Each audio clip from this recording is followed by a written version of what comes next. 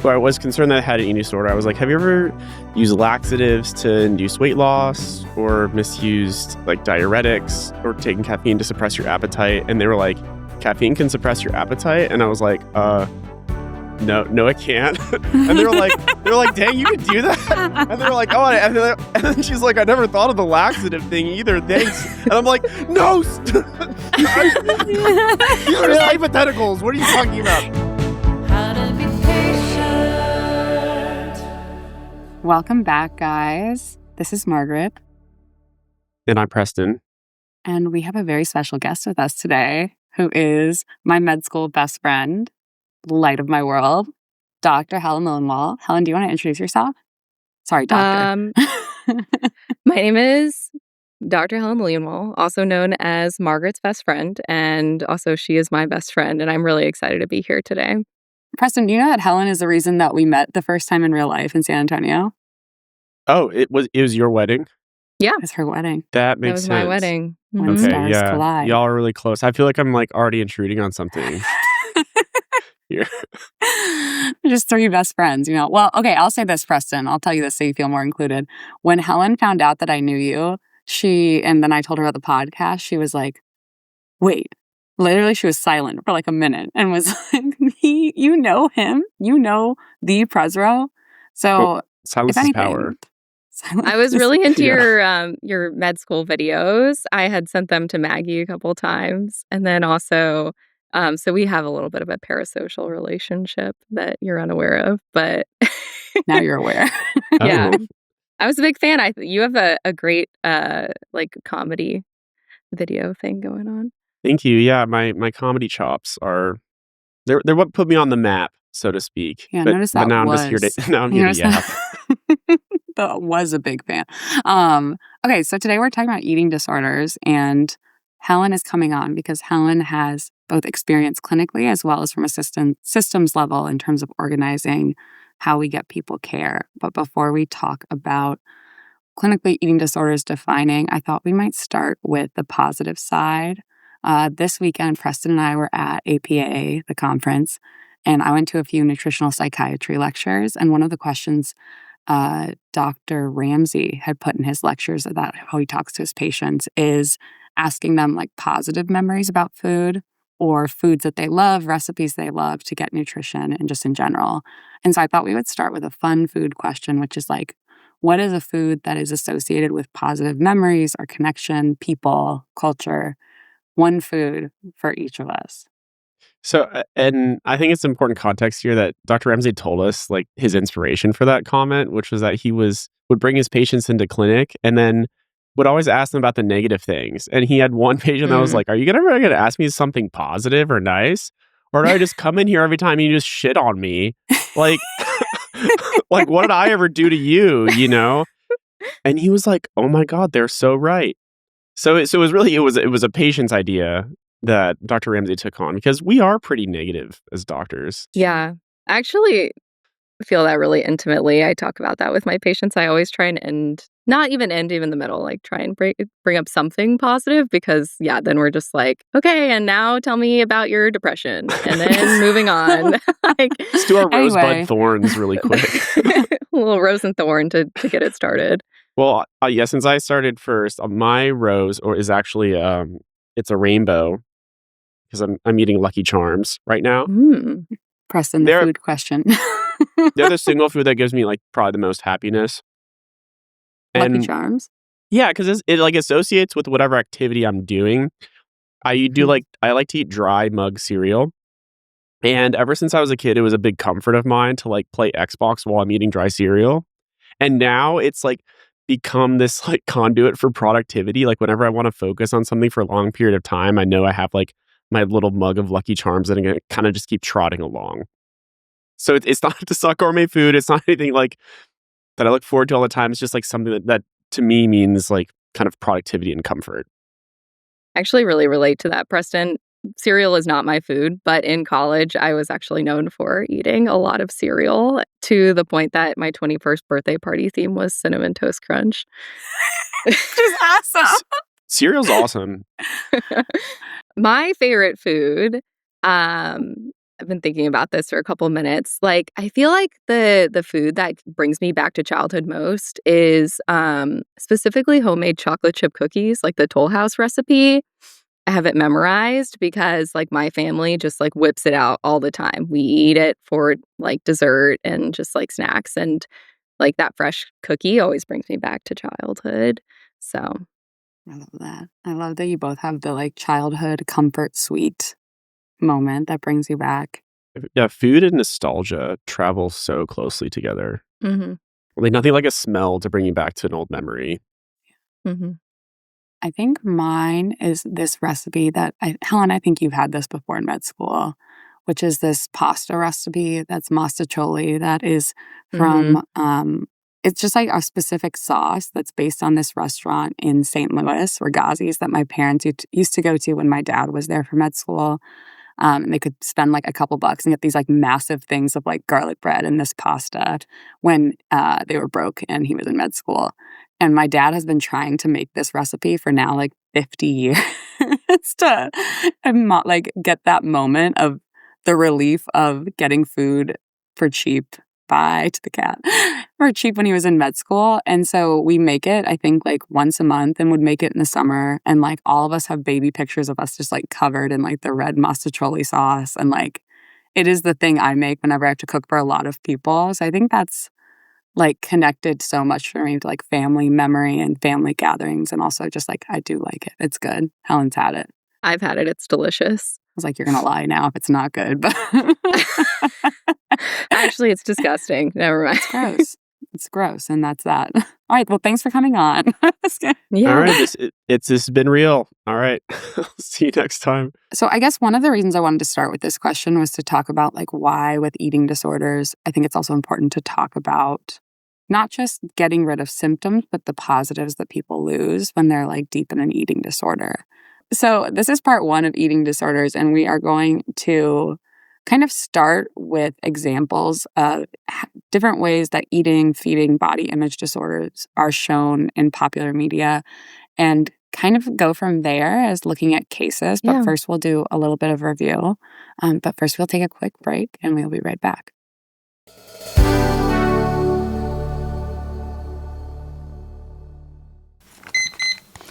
Hey, Preston, what does this sound remind you Oh of? God, it makes me think about being on call. It's the pager.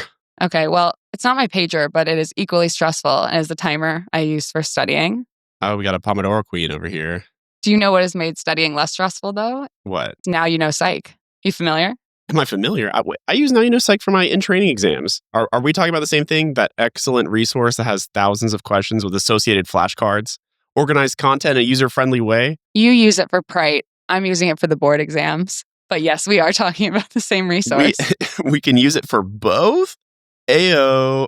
Ready to take your exam prep to the next level? Go to nowyouknowpsych.com and enter the code BEPATIENT at checkout for 20% off. That's nowyouknowpsych.com. Hey, so I want to talk to you about this new podcast I think every clinician should be aware of. It's the Sepsis Spectrum from Sepsis Alliance, and it's done by this great critical care nurse, Nicole Kupchik.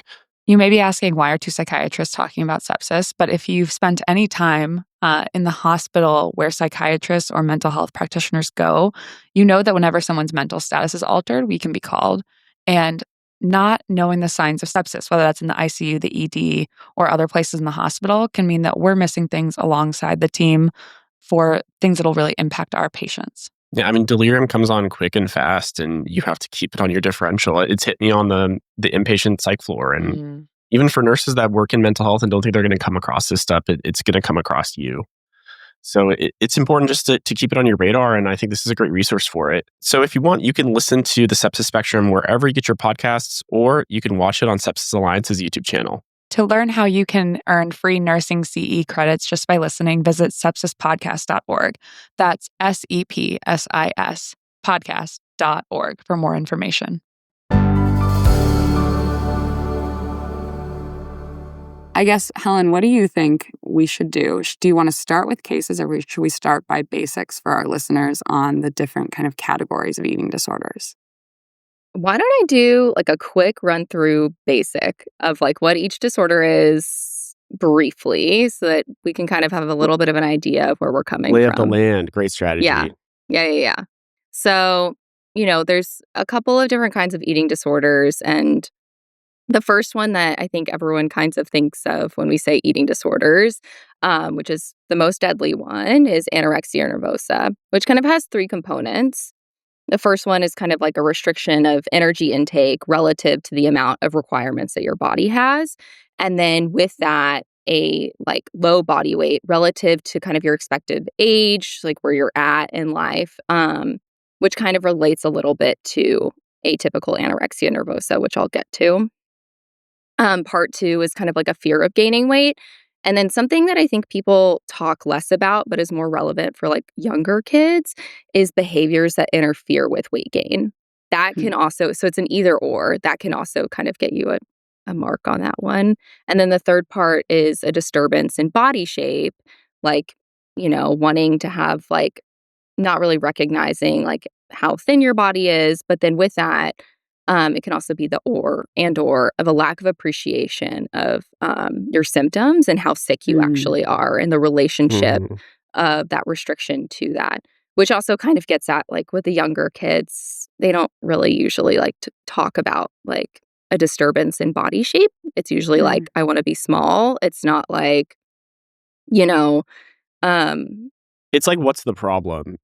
yeah, That I've seen. Yeah, that last one is so real, and I think yeah, it's like makes it so hard to treat. What is your experience? Because you are a child psychiatry second year fellow yeah, as of July when this yeah. comes out. Sorry, I should So have added that context in my intro. our listeners hate context, and so do I. Uh, what has it been like for you to go from adult residency and seeing adults to being in child for the past year in terms of how these look in kids and how kids talk about it when they're sick with this versus like a 22-year-old? It's really different, and it's also the same. I Mm, think the difference, a lot of it comes, and it's hard not to see it from this lens that like there is just so much great multidisciplinary care for kids, and it just does not exist for adults. And so by the time that you're seeing the adults, a lot of times they've been sick for a while, not often, but a lot of times. And then where I found a lot in my adult training, all of the true like patients with anorexia that I saw were on the inpatient medical floors, so inherently they mhm, were medically ill. And then with kids, I see them in an inpatient setting, a partial setting, an intensive outpatient setting. And so I see them kind of more in like a spectrum of recovery. mhm. And then also, like the way that I was kind of alluding to this too, the way that people kind of talk about their body and a lot of the influences that kind of led to the disorder is a little different depending on Mhm. what treatment setting you're in. Yeah. Is there words that kids use? Like if you see like an 11 or 12-year-old versus like how adults, like how you and Preston were both saying kind of like Yeah. they will describe it differently or they won't have the same words of describing their like body dissatisfaction that like someone in their 20s or 30s or beyond might have. Yeah. And I think, I hate to use kind of like triggering language like this with like, but like older adults, like sometimes they'll be like, well, I want to see my ribs. I want to see a thigh gap, right? Like Mhm. they'll kind of name specific things. Usually, hopefully, a 10-year-old is not in a developmental stage in which that is remotely on their radar, right? It might be, Mhm. oh, I want to be small. Like, I want to be tiny. But like, what does Mm. that really mean to them? It's not like I want to be skinny, right? Yeah. How long do you think it takes kids to show up? Obviously, adults, it can take much longer. People can live with for years with it. But do Hmm. kids show up right away to treatment? Or like what is the kind of your experience been of the onset and then time to for seeing mental health care providers around it? Oh, it's so dependent on the environment because I think, if they have a really good pediatrician, sometimes they'll catch it. Parents will catch it. But like it depends. Like, when kids are at school, if they have a lot of activities, parents don't notice if they're skipping meals. Mhm. Um, and so, what I'll notice is like, if meals aren't had together, like you don't really know what your kid's eating. Um, I will say for kids, my bias is that I see it when it's caught because I'm treating them. right? Fair. You're not vigilanteing out I'm not out in recess. I'm not out walking through the neighborhood like, "Do you need a You're not psychiatrist?" checking their lunch boxes for a single package of Special K, and that's it.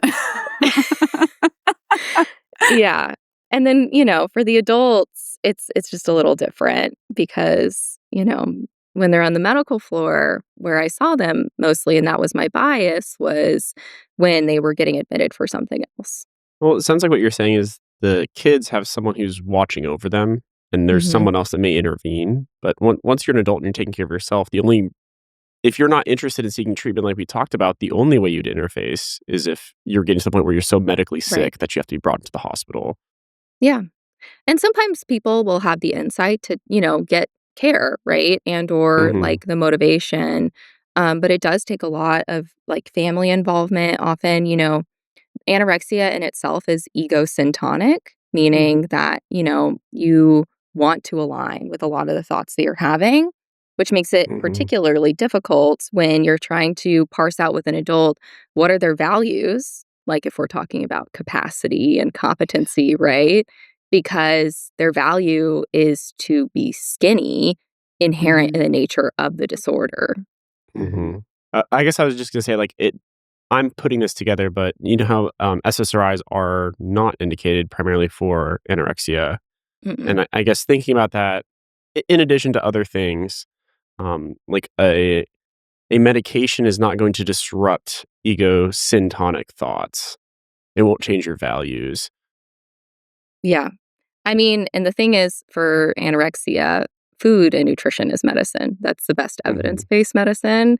And so, it's kind of like there's a lot of work on adults with eating disorders that kind of looks at if they feel coerced when they get on the psychiatric unit, and a lot of times they do, in the first week, and then I think it drops by something like 20% after the second week when they're there, and get a little bit of nutrition, because as you get nutrition, you can start to build a lot more insight, um, in the disorder. And so how does bulimia differ now from Mhm. anorexia? Yeah. So I think this is a confusing point because within anorexia, there's two types. There's a binge purge type, which is where, we see on TV, like the throwing up or like you take laxatives and things like that. And then you also have episodes of being out of control. And there's also a restricting type. But when you see someone like throwing up, you think bulimia, right? Because that's kind of like where Mm, we go to. With anorexia, kind of that weight loss kind of goes along with it. But then with bulimia, you can kind of feed into both. And so you cannot have bulimia if you have anorexia, but someone with anorexia can develop bulimia, like kind of throughout recovery or um not yeah. And so in bulimia, you have episodes of the binge eating, like feeling out of control, and then the compensatory behavior, whether it be restricting for a day, throwing up, laxatives, things like that. mm. That'll be your purge. So am I incorrect in saying, okay, if we have this binge and purge subtype of anorexia, and then we have bulimia, is the only like differentiating like line between them the BMI cutoff? So it's not BMI, and that is, I think, where it's a little different. So I think the way that eating disorders are kind of diagnostically put together in the DSM in itself is a little controversial because we'll go back to anorexia. The way you determine quote unquote severity in anorexia is with your BMI, which is kind of nonsensical when you actually treat anorexia in the first place, because sometimes people who are at a very low BMI present with a lot of insight and they're very motivated and they progress in treatment very quickly. And then some people who are at a higher Mm, BMI or even at like in a larger body, where you might have atypical anorexia and they still have that weight loss, have very severe eating disordered thoughts and behaviors. Um, and then bulimia, you're kind of like stagnant in your weight in the way that I understand it, and that like you're not dipping below your growth curve, which is kind of how we determine someone's ideal body weight is you look at the historical trends of where they've been on growth curves, like what weights they and heights they've been historically at. Um, And then you kind of determine severity in bulimia by the number of episodes of binging and purging. Mm. What did there used to be a BMI cutoff that differentiated them? Like if you were below, or has it only ever been, or recent times, the severity in anorexia? So basically, if someone's, I think here's where I was mixed up. If someone's BMI goes low enough in bulimia, then they're anorexic, and they can go back into bulimia once their BMI maybe is not in like that range. That was the thing I think that used to confuse me, was like that there is, yeah. I mean, also like It how still clinically useful is confuses that? me. Question mark, how clinically useful is that? I agree Not. with your assessment. It's also like, this is so like, like it's like, okay, now you're this, like what is, I'm sure there was a reason when they split them up by this for like diagnostic categories to study by, Yeah. but it seems kind of arbitrary now. Yeah, especially when you're talking to insurance companies and someone's like technically weight restored because they're at their ideal body weight, yet like they're still having really severe thoughts. And you're like, well, they still need treatment. Right. Just because you've determined that they've reached this body weight. Yeah. And how often, like with bulimia, does like the purging or these behaviors need to happen? Like, is there a length of time these things can have to happen for these conditions so far that? Yeah. Bulimia, it's 3 months and then at least once a week in order to qualify for the diagnosis. And then if you don't meet that criteria, either for anorexia or bulimia, that's where we have the other specified eating disorders. Is that the OSFED or OSFED. Yeah. And then there's USFED, which is What's unspecified eating disorder. And honestly, I get them so confused because it feels like the same word. I've been taught this before, that the unspecified in billing is like, this could be specified, but we haven't worked it up yet. Otherwise, specified is like, we put them in the categories and none of them fit, so they're in this weird box. Like it's like the is catch-all. in the ED. Yeah. OSFED is in the like, oops, we just don't fit them into a category, but we have worked them up. Okay, then maybe USFED is the bulimia, but like not binging and purging enough. I don't know, or for long enough. OSFED is like the like you don't fit into something and like you're staying in the you don't fit in something category. Okay. Anyway, this doesn't matter. So you binge and purge every Either 2 way, weeks.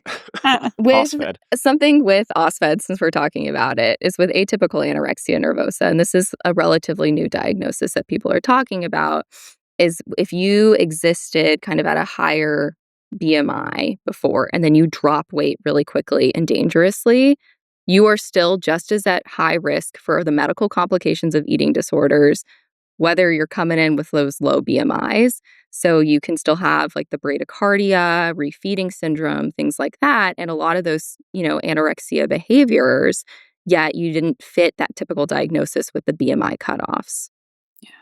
And this is where I think medicine can be quite guilty in terms of, at least in the past, praising behaviors that were not sustainable, unhealthy, and eating disorder. But if someone was unlucky enough to come in a larger body into the medical system, it would often be seen as like, oh, this is great. Like, you're losing weight, you're showing willpower, when in reality, it may have been an eating disorder, not for everyone, but sometimes, and wasn't recognized. Yeah, and that's where a lot of the bias can come into. Like, people being like, well, they don't need medical attention. And you're like, okay, that's just not true. So, yeah. So we have anorexia, bulimia, USFED, OSFED, and now RFID. RFID. Okay. Should we talk about binge eating disorder? Oh, yes. Just I feel like that's in my mind related to bulimia, because it's kind of like binge purge without the purge.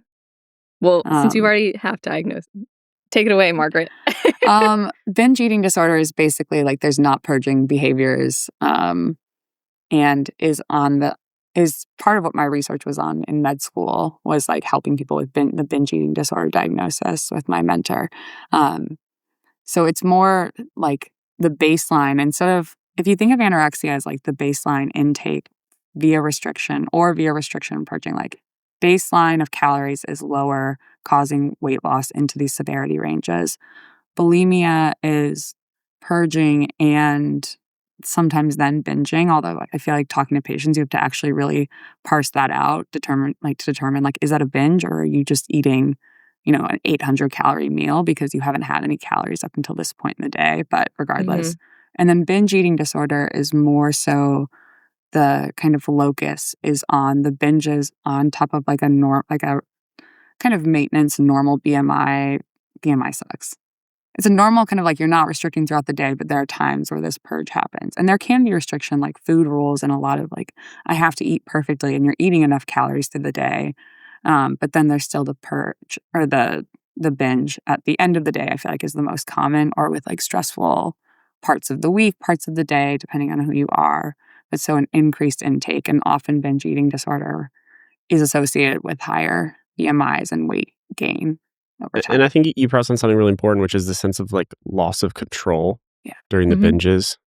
So there's like a specific kind of state of mind that someone enters when they go into these binges, which is like characteristically different than other types of binging.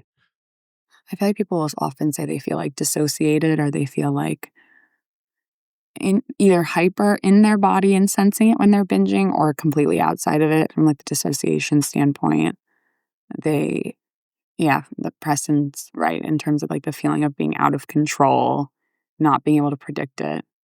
People use the words like, I feel like a bottomless pit, or like I'm never not hungry. Food noise also comes up with this, which we'll talk about a little bit later in terms of talking about like the rise of GLP-1s and their place in eating disorders. And then we have ARFID. Just chomping at the bit here. Well, not really. Not really. Yeah, anyways, it's not with this one. So ARFID is avoidant restrictive food intake disorder. And so this is like an avoidance or restriction of food intake that's separate from anorexia. And I think kind of where it separates is there's different kinds of subtypes in that it is an avoidance of food, but not related to body weight or any sort of body dysmorphia.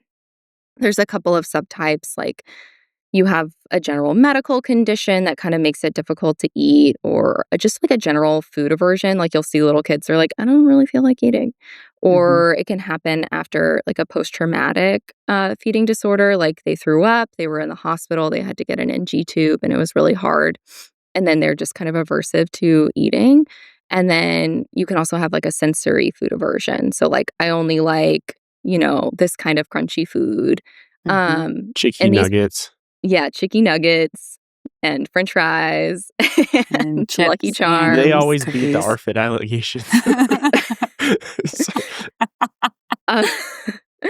And oftentimes these patients will like really hyper focus on like high calorie foods, which kind of distinguishes it from anorexia, because it's like these, either small amounts or like very specific type of foods that actually have like pretty decent amount of calories in them. But oftentimes, so to qualify for ARFID, you have to have either to qualify for it. The Boston Marathon to qualify time. To meet this diagnostic criteria, you have to. It's not funny, sorry. It's really not funny. It's very Terms dark may humor.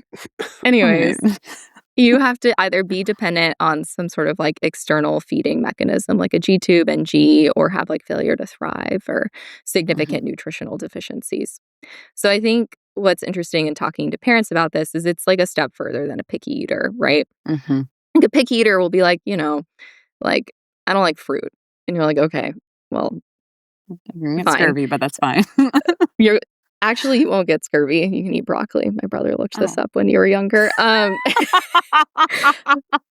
Not to bring shout us out into James. shout out to James. He eats fruit now, though, sometimes. Good for you, James. You've really come a long way.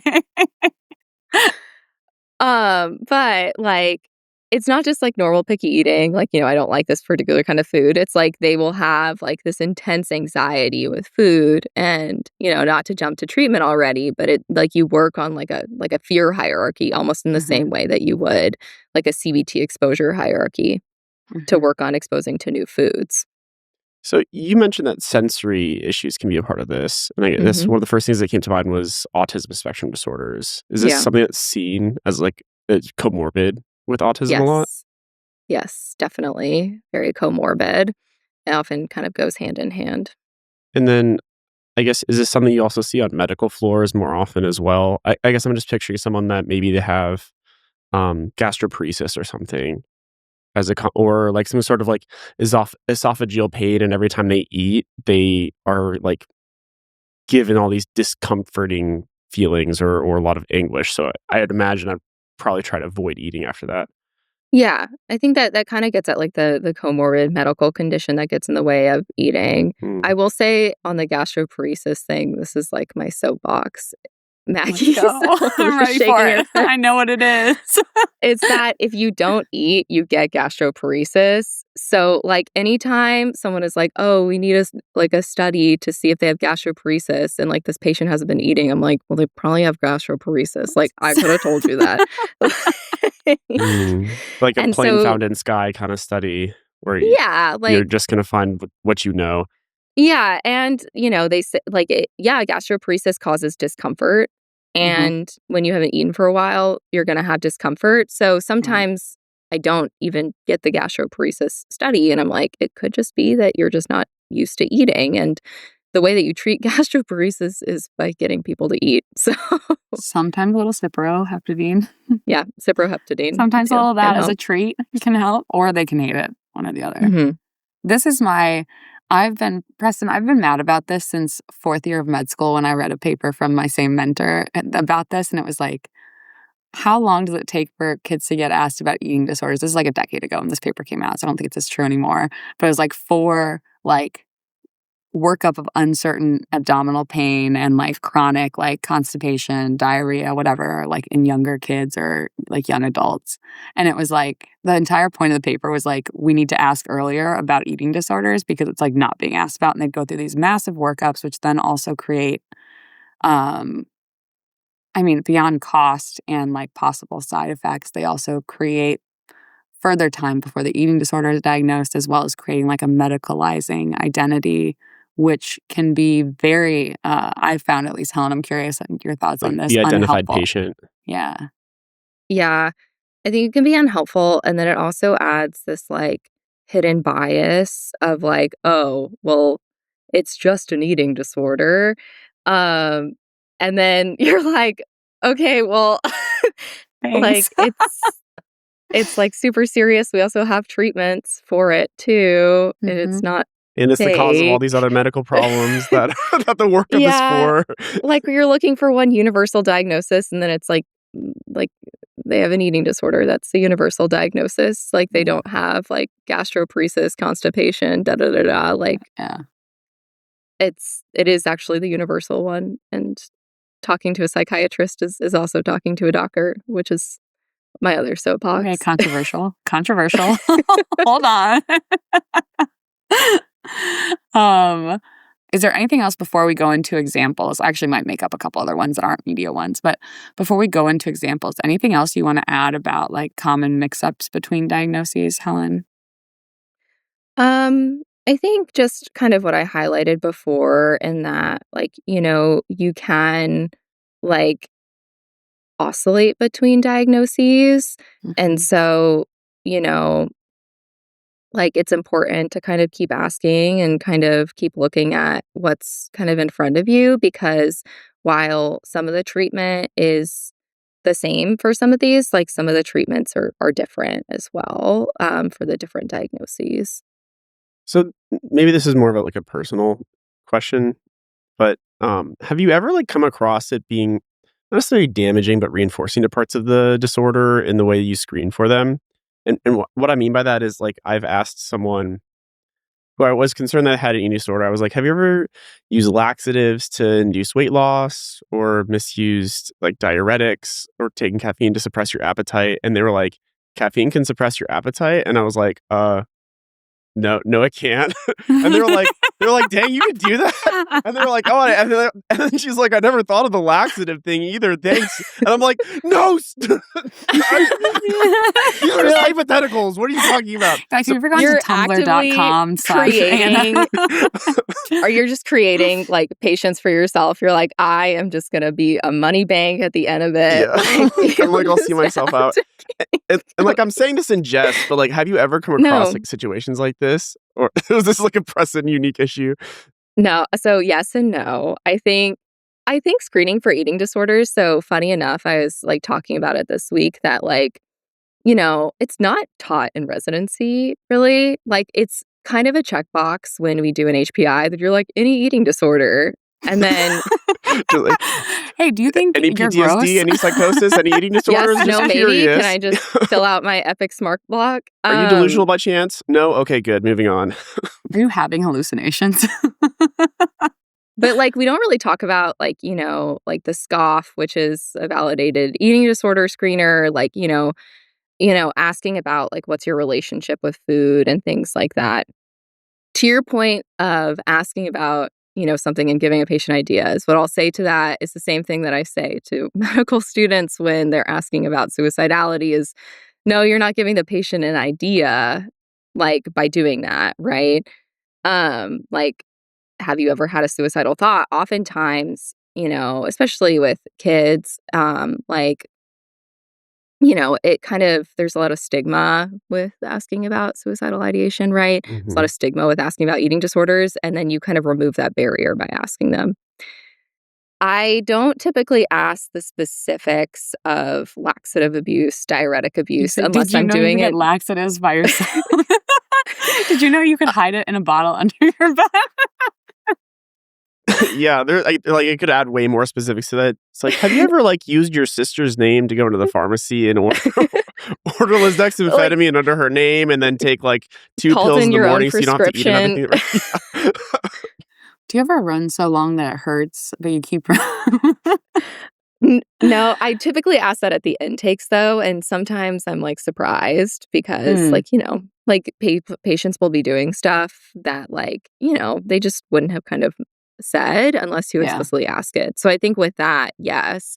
And then also, when I see it on an outpatient basis from like an adult standpoint, I would just kind of ask about like relationship with food and, do you feel like you have an eating disorder? And oftentimes even that question kind of opened up like, oh, actually, I have XYZ relationship with food. And, what I will say too, which I think is important to add, is it's entirely possible to have disordered eating behaviors, disordered eating thoughts that don't qualify for an eating disorder. Those are actually super common.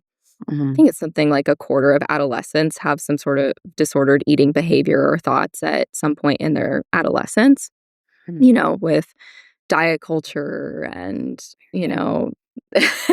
the way that we talk female about body dissatisfaction. Yeah, I mean, the way that we talk about food and eating in society in itself, like, kind of lends itself to disordered eating behavior or, like, just unhappy thoughts about your body.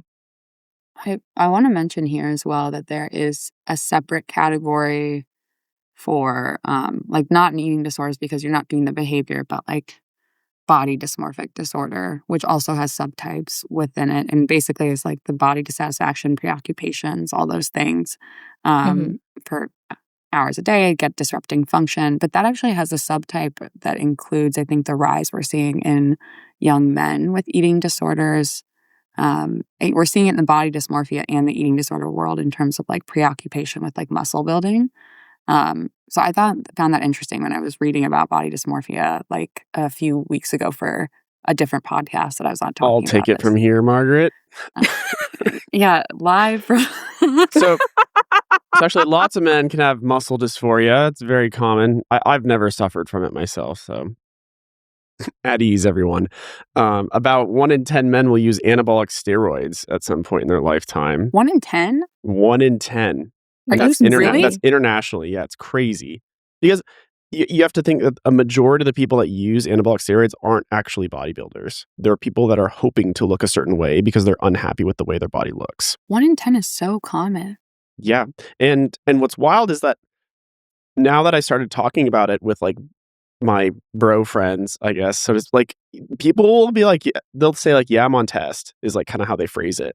Or like people don't say like, yeah, I take anabolic steroids, but everybody knows a guy who knows a guy who goes to some men's health clinic where they have borderline low testosterone and then they just prescribe them like transitioning level amounts of these hormones to treat like body dysmorphia functionally or muscle dysmorphia. And then it snowballs into another type of like eating and exercise disorder.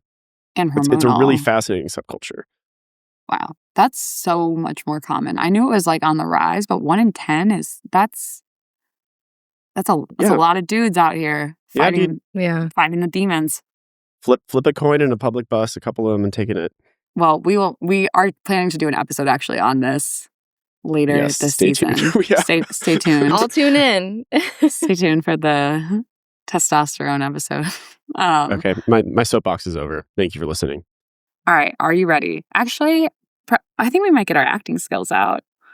Okay, here's my thought. Helen, you're the doctor.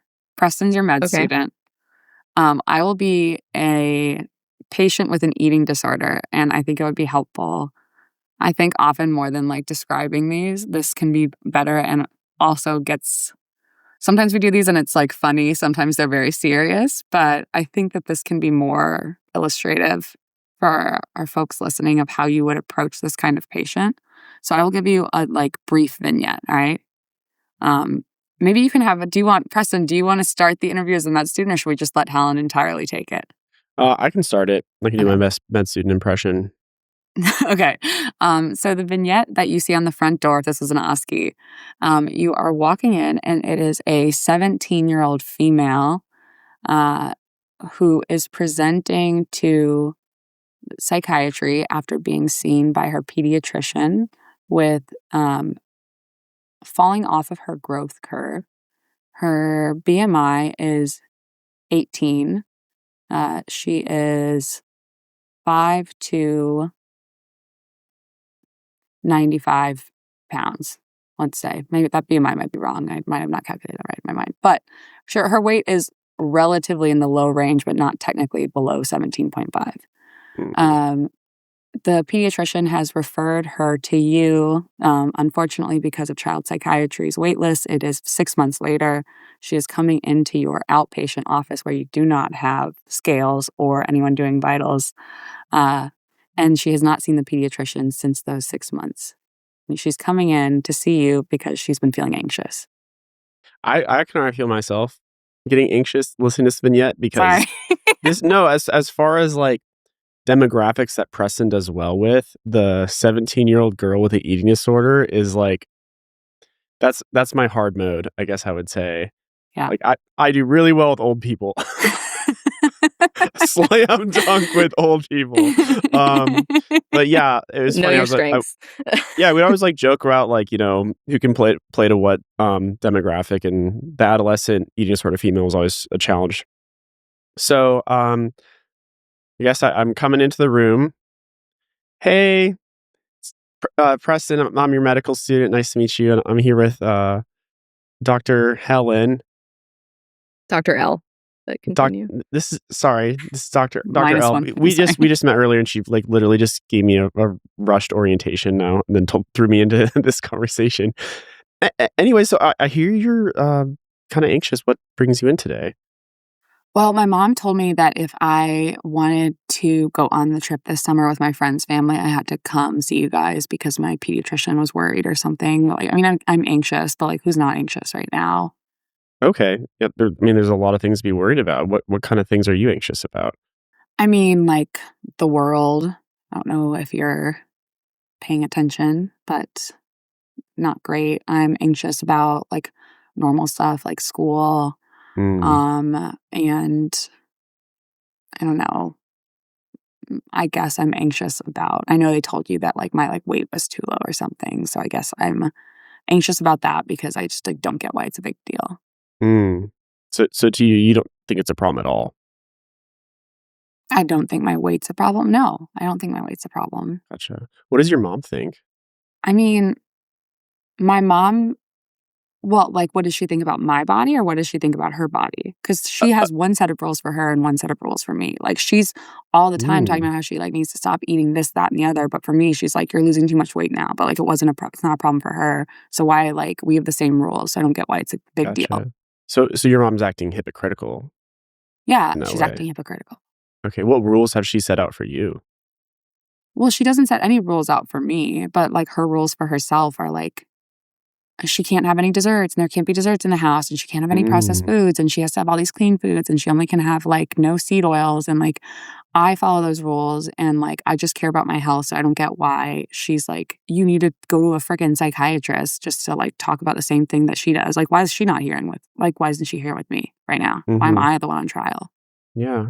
Well, I would like to assure you this is not a trial. We're just trying to help out. And since we're both meeting each other, we can kind of try to figure out the best way to get out of this. Um, I know you mentioned that you're anxious and you want your body to look a certain way. What would your ideal body look like? I said I was anxious about my weight. Oh, I'm sorry. Your weight. Well, what's your ideal weight? Sorry, Preston. That was mean, Maggie. That's how they would react, though. That's how a lot of Yeah, patients would no, react. she's right. Like, this is very accurate. I know. I'm fine with my body. Like, I mean, who really, like, likes their body? I mean, I like my body. I think a lot of people do. Okay, well, you're like a guy, so Yeah, that's true. And I can only imagine, or only begin to imagine what it's like dealing with your mom. And I guess if this weight's a concern for you, just so I kind of have an idea of where we're at, what is the weight you're hoping to achieve or hoping to not achieve? I mean, I kinda just wanna stay where I'm at. I was, like, gaining Mm, weight a year ago, and I run track and cross country, and, like, my coaches are kind of like, "Don't gain weight," and so I lost it, and I stopped mm, gaining weight, and I'm, like, fine with where I am now. I could probably lose a couple more pounds, and that would probably be mhm. better for my running. Yeah. You seem like a really talented person. I mean, you just met me. Well, I know it, and I can already see that you're running track. You're doing two-season sports. You're doing well in school. You're worrying about all the things that you should worry about. That's Mhm. that's impressive, and not a lot of people your age are doing those things. I mean, all my friends are, Mm. but Well, you're we surround ourselves with like-minded people. yeah, I, like, care about running, and that's why I'm also frustrated that this is, like, I Mhm, have to like, something's wrong. Like, I've been running faster mhm. since I Mhm. lost the weight. So, Have your like, I friends don't ever made comments about your weight? I mean, like, one of my best friends is, like, not I'm not as close to her anymore because she would always tell me she was worried about that I was, like, losing weight. Hmm, But she doesn't, like, do any sports, so she doesn't get it. And, like, I see. she's doesn't, like, look like me. Like, she is, like, bigger, but she's, like, bigger in a way that, like, guys like in our school. Like, I'm not. I wonder what sorts of things you're doing to lose weight. I mean, I started running more, but then like, I'm kind of worried because I can't run more because I, like, think I have a stress fracture now, Mm. and, like, I'm supposed to start training more for cross country in the fall in, like, a month, and I'm, like, kinda worried that if I keep running as much, I'm gonna worsen the stress fractures. Okay. So you're running. Is there anything else that you did after your track coaches kind of talked to you? Like, I don't use any, like, supplements or anything, but I'll, like, drink a bunch of, like, coffee and, like, caffeine and stuff to try and, like, make myself feel full and, like, try to, like I heard, like, intermittent fasting is good for you, so I, like, try to do that and, like, eat really, like I saw this, like, TikTok that was, like, if you eat food that's, like, a lot of volume, but it's, like, not a lot of calories, and that's, like, a good way to stay, like, skinny. So I Mm. do that, like, I'll have, like, a massive thing of, like, kale, and, like, that's the only thing I'll eat for lunch. How many calories are in that kale? Um, I think there's, like, 241 per serving. Oh, that's pretty accurate. Is counting calories something you do often? I mean, I it's just something I've done for the last couple years. My mom taught me to count calories. Gotcha. When's the last time you think you went a day without counting calories?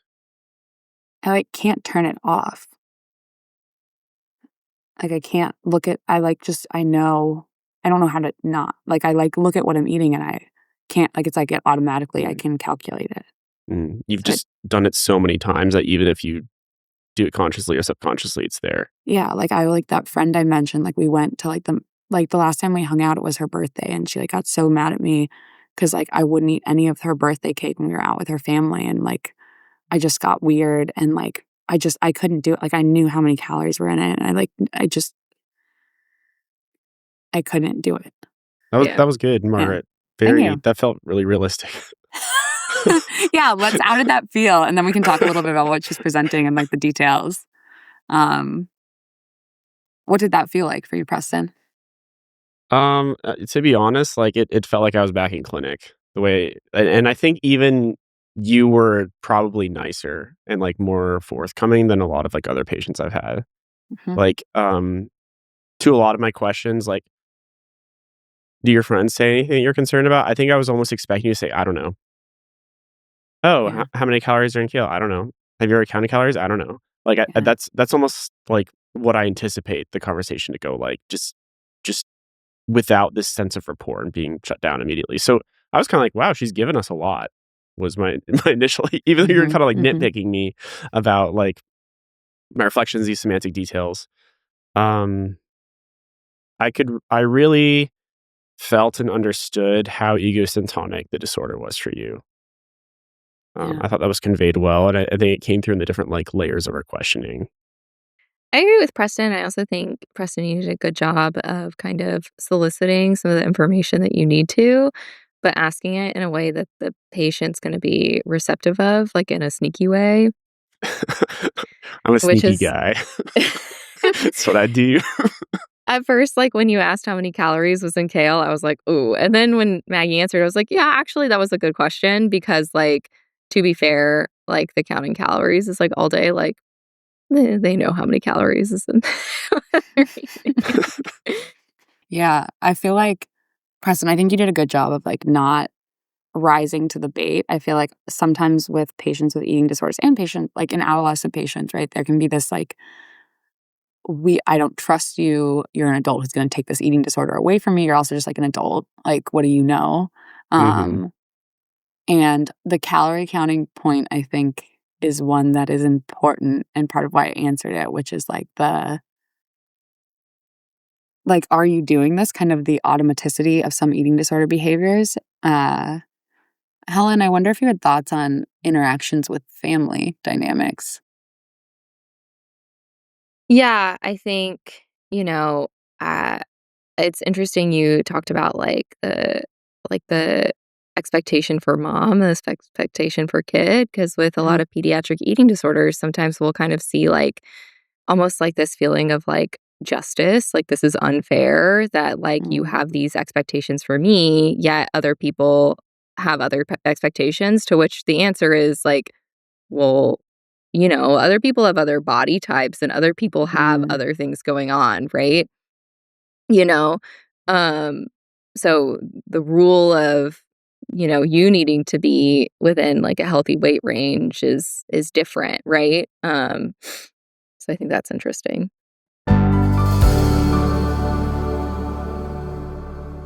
Well, thank you so much for listening today. I know this is a halfway point, and today we had a Margaret episode.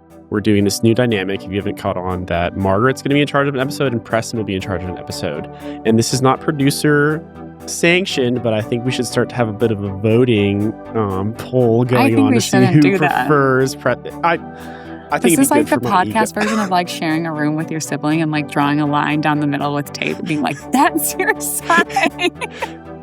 Yeah, That's exactly. not- So, I mean, it's fun for me to be along for the ride, and I think we'll kind of start to see how we have our dynamic, and then our own episodes begin to get their own personalities. Mhm. But outside of that, let us know how you like the show. Let us know what you think about any of our topics. If you saw us at APA, I was happy to see you. Thank you so much for your questions on the panel. That's actually my first time going to a conference. It was my first time talking on a panel and feeling like I was official in any sort of capacity around social media. And y'all made it surreal. And it was a huge honor to be there. So for everyone who I saw and everyone who I didn't see, thank you so much for supporting the podcast. If you want to come chat with us more, you can find us on the Human Content Podcast family on Instagram and TikTok at Human Content Pods. We also have our Instagram, How to Be Patient Pod. You can't miss it. It's the yellow brain with the glasses on it. We're almost up to 2,000 followers on Instagram. It's like Margaret and I's shared Neopet. So please It's help our that thing child. grow. Yeah, it's We are siblings. don't and let it we have a starve, child. please. This is our chance at co-parenting. Our Shout out to secret- everyone who left questions about our eating disorders episode. We're going to get into those in the second part of that, and kind of the whole second half of that episode is going to be focused on answering those questions. We go into a lot of them pretty in depth, and so I hope you'll appreciate that. If you want to see the full video episodes, they're on my YouTube channel at It's Presro. You'll listen to them. You can find them just about anywhere from Apple Podcasts to Spotify. Thanks again for listening. We're your hosts, Preston Roche and Margaret Duncan. Our executive producers are me, Preston Roche, Margaret Duncan, Will Flannery, Kristen Flannery, Aaron Corney, Rob Goldman, and Shanti Brooke. Our editor and engineer is Jason Portizo. Our music is by Omer Renz V. To learn more about our program disclaimer and ethics policy, submission verification and licensing terms, and our HIPAA release terms, go to howtobepatientpod.com or reach out to us at howtobepatient@human-content.com with any questions or concerns. How to Be Patient is a Human Content production.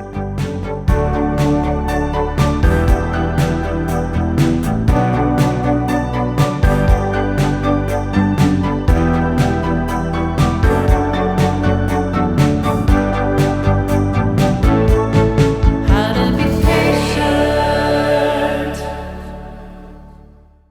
Thank you for watching. If you want to see more of us, or if you want to see, this is Lilac, she's my cat. She's going to be waving her hand at one of the floating boxes, which will lead to more episodes. Lilac, point to the other episodes. Lilac doesn't know what the internet is, but I swear they're there. They probably exist for real. But in the meantime, I'm just going to pet Lilac, and then I'm going to go dance in the background.